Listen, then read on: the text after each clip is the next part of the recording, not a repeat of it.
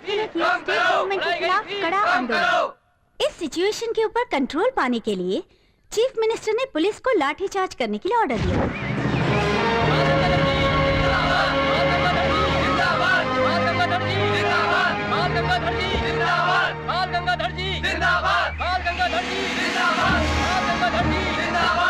तुम्हारे बेटों और तुम्हारे दामादों के नाम सारे कॉलेज हैं, इसलिए तुमने अपनी मर्जी से फीसें बढ़ाकर सारे राज्य में मुश्किलें खड़ी कर दी हैं। लेकिन अब यहाँ का शिक्षा मंत्री मैं हूँ। फैसला लेने से पहले कम से कम मुझसे एक बार पूछने की कॉमन सेंस तो होनी चाहिए। तुम कुछ कम हो या तुम्हारे दामाद कुछ कम है? तुम्हारे आईपीएस दामाद ने डिपार्टमेंट में घोटाला करके सस्पेंड होकर फाइनेंस कंपनी शुरू नहीं की है। तुम्हारे आईपीएस दामाद ने रिंग रोड के नाम पर कितनी सारी जमीन आपका मतलब है कि सभी दामाद भ्रष्ट हैं, फिर भी इस हाउस में पर्सनल बातें क्यों हो रही हैं? कीचड़ में पत्थर फेंकोगे तो खुद भी बचोगे नहीं। अरे तो आप लोगों का चरित्र भी कोई महात्मा गांधी जैसा नहीं है। आपको छूने भर से ही कीचड़ की काली लग जाएगी। ये पार्टी ऑफिस है, बाहर किसी ने सुन लिया तो हमारी बदनामी हो जाएगी। मुख्यमंत्री जी। जी बोलिए। ये समस्या आप ही सुलझाइए। कोशिश करता हूँ। इस समस्या का समाधान करना है तो तुम्हें अपना इस्तीफा देना होगा। मैं खुद इस्तीफा नहीं दूंगा। क्यों दूं मैं इस्तीफा? जब से मैं सीएम की कुर्सी पर बैठा हूँ तब से यही सुन रहा हूँ, इस्तीफा दे दो, इस्तीफा दे दो, और कुछ नहीं है तुम्हारे पास कहने के लिए।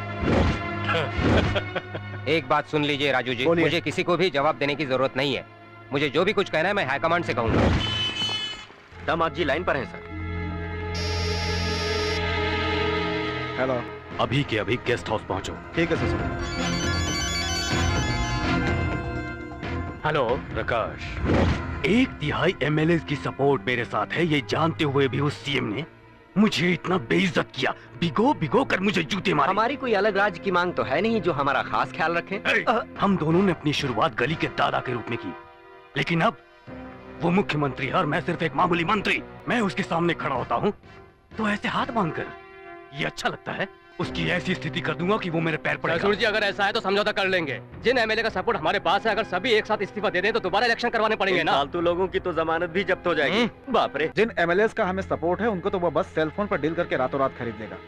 उन लोगों का सोचना है कि हम लोग ऐसा ही कुछ करेंगे। ये सब उसने ही करवाया। विद्यार्थियों के मामले में खून खराबा करवा देंगे, उसके बाद तो आप अपने आप सीएम बन जाएंगे। अगर इस जरा सी आग में हम थोड़ा सा घी डाल दें, बसों और दुकानों के साथ अगर कुछ लोग भी जल के मर जाएं, तो हाई कमांड को जरूर परेशानी होगी। हम ये बात फैला देंगे कि शिक्षा मंत्री से नाराजगी की वजह से सीएम ने ये सब करवाया है। सबकी सिंपैथी हमारे साथ होगी और उसकी कुर्सी छिन जाएगी। सीएम ने ऑर्डर दिया है कि छात्र कितना भी हंगामा मचाए लेकिन लाठीचार्ज नहीं करना है। उसके हाथ में होम मिनिस्ट्री भी है। ऐसे हालात में आपका प्लान कैसे सफल होगा? डिपार्टमेंट में कुछ ऑफिसर्स हैं जो हमारी बात सुनते हैं दिवाकर। वही ससुर जी, विक्रम नाम का एसीपी। मैंने आपको पहले बताया था कि हमारी मीना से शादी करके वो आपका दामाद बनना चाहता है।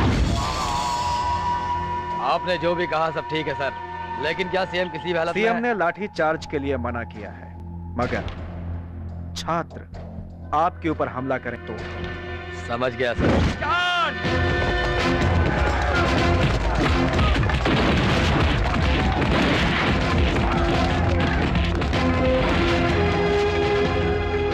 लाठीचार्ज के लिए सीएम की अनुमति मिलने के बाद स्टेट पुलिस ने विद्यार्थियों पर लाठीचार्ज करके उन्हें तितर बितर करने की कोशिश में है।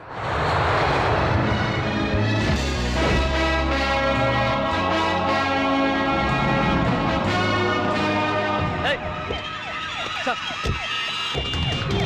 सर, सर, सर,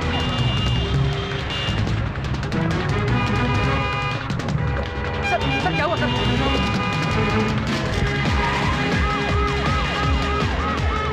सर, गाड़ी धीरे चलाइए सर। तेज चलाने से कुछ भी हो सकता है सर। सर, मेरी बात सुनिए sir, please sir. Sir, sir please speed मत कीजिए सर। सर, सर, मिनिस्टर की गाड़ी रोक दी आपने। सर, कौन है बे तू? मालूम है किसकी गाड़ी है? मिनिस्टर साहब की गाड़ी है। सुनाई नहीं दे रहा क्या? ये मिनिस्टर की गाड़ी है। किसी की भी हो, मुझे क्या?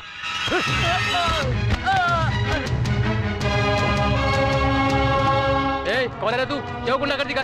मिनिस्टर कौन है? अभी तक तो ये है, अगले चुनाव के बाद मैं रहूंगा। आप बोल। मिनिस्टर होकर तुमके झंडे को उल्टा लगा रखा है, तुम्हें शर्म नहीं आती? तुम रुको, सारा देश उल्टा चल रहा है। ये हमारी सरकार है, अगर मैं खून भी कर दूं तो भी कोई नहीं पूछेगा। ये झंडा फहराने के लिए कितने लोगों ने अपनी जान दी है पता है? और आज भी इसकी रक्षा करने के लिए कितने लोग सीमा पर जान दे रहे हैं पता है? इस झंडे का अपमान कितना बड़ा देशद्रोह है, क्या पता है तुम्हें? तो क्या पता है तुम्हें? इस हिंदुस्तान में पैदा होने वाले हर इंसान को राष्ट्रीय झंडे और राष्ट्रीय गीत के बारे में पता होना चाहिए, समझ में आया तुम्हें? और देश को चलाने वालों को तो ये समझ में आना ही चाहिए। चलो अब निकल यहाँ से, चल जाओ। आप महान हैं सर। सर आप मिलिट्री ऑफिसर हैं? यस, बहुत समय के बाद 2 महीने की छुट्टी मिली है।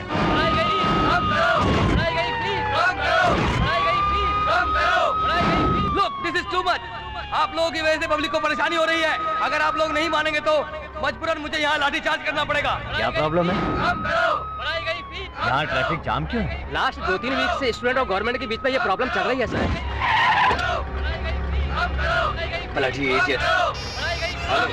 हम अभी पहुंच रहे हैं sir.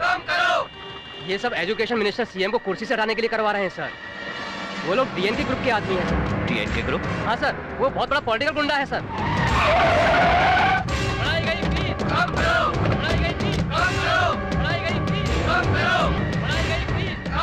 This is my last warning to you. आप लोग यहाँ से हट जाइए।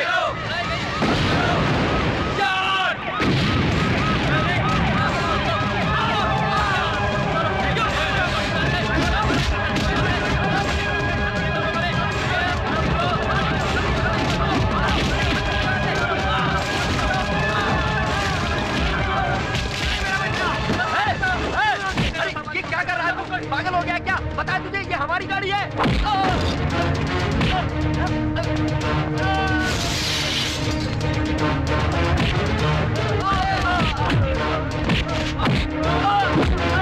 कस्टडी में ले लीजिए। ये लोग ये बस चलाने की कोशिश कर रहे थे। इन्होंने बहुत सारी बसों में बम भी रखा हुआ है। तुम लोग क्या देख रहे हो? ये कोई सिनेमा है या सर्कस है? बस टिकट पे जब 10 पैसे भरते हैं तो रैलियां और धरने करके पूरे शहर की सड़कें जाम कर देते हो। और ये लोग आपके सामने बस चलाने जा रहे थे तो तमाशा देख रहे हो? तुम्हें लगता होगा गवर्नमेंट की बस है ये। क्या तुम्हें पता है कि गवर्नमेंट के पास कहाँ से आई ये बस? हमने जो पैसा सरकार को टैक्स के रूप में दिया उसी से खरीदी जाती है ये। हमारे राजनेता लोग अपने स्वार्थ के लिए इन गुंडे बदमाशों का सहारा लेकर रक्तपात करवाते हैं, तब भी तुम चुपचाप देखते रहते हो। तुम लोगों को कॉलेज स्टूडेंट्स और गुंडों में फर्क नहीं पता क्या? ये गुंडे तुम्हें स्टूडेंट्स लगते हैं? सर, ये गुंडे हैं, स्टूडेंट नहीं। अरेस्ट कर लीजिए इनको सर। स्टूडेंट के बीच घुसे हुए गुंडों को अरेस्ट करवा के मेजर विश्वनाथ ने पुलिस की सहायता की और गड़बड़ी होने से रोक लिया। मैं तो डर गया। देखा था। तुमने जो महान कार्य किया ना वो हमें टीवी पर देखा। यहाँ पर आते ही तुरंत लड़ाई झगड़ा शुरू। हाँ, झगड़ा मैंने नहीं किया, मैंने तो झगड़ा रोका था। ये टीवी पर नहीं बताया क्या? ये टीवी वाले हमेशा ऐसा ही करते हैं, बताने वाली बात कभी नहीं बताएंगे। हे, ये क्या है मीना? देखो तो कितनी मोटी हो गई हो। एक्सरसाइज नहीं करती क्या? अरे क्या कर रहे हो? ये तुम लो और ये तुम रखो, सब ले लो लेकिन झगड़ा मत करो, ठीक है? जा कर खेलो। और हम बहनों के लिए? तुम उन दिग्गजों की बात कर रही हो, उनकी हैसियत की बराबरी मैं कहाँ कर सकता हूँ?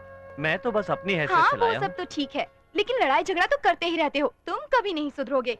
अरे ये क्या सुधरेगा? जैसा चाहते समय था अभी भी वैसा ही है। तो आप लोग कौन सा बदल गई हैं? किलो किलो भर सोना पहनना छोड़ दिया है क्या? 3-3 बार साड़ियाँ बदलना छोड़ दिया है क्या? संस्कारित औरतों वाला कोई काम करने लगी हो क्या? अब भी यही कहती हो ना कि हम IPS और IAS की पत्नियां? संस्कार आदमी के जन्म से आ जाते हैं, बदलते नहीं है। पिताजी, आप कैसे हैं? हम और कैसे हो सकते हैं? यहाँ आते समय तुमने MLA को मारा, झगड़ा करके पुलिस थाने होकर आए तुम यहाँ। CM से लेकर MLA तक सब लोगों के फोन आ रहे हैं मेरे पास, और तुम मुझसे पूछ रहे हो कि मैं कैसा हूँ? ऐसे में मैं ठीक हो सकता हूँ?